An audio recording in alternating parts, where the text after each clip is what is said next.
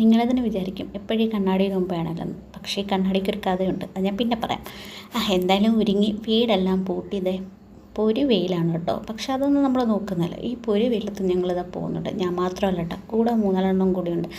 പക്ഷെ അതിനകത്ത് ഒരു വില്ലത്തിയുണ്ട്. അവിടെ ഏറ്റവും ലാസ്റ്റേ വരുള്ളൂ കേട്ടോ. അതപ്പോൾ കാണിച്ചു തരാം. അവളെ ഫോട്ടോസിനകത്ത് ആ ടൈമിൽ വീഡിയോ എടുക്കാനുള്ളൊരു ഇത് കിട്ടില്ല. കാരണം അവൾ വരില്ല, അല്ല വരും അല്ലെങ്കിൽ വരില്ല എന്നൊരു വാക്ക് പറയാതെ ലാസ്റ്റ് സർപ്രൈസായിട്ട് വന്നതാണ്.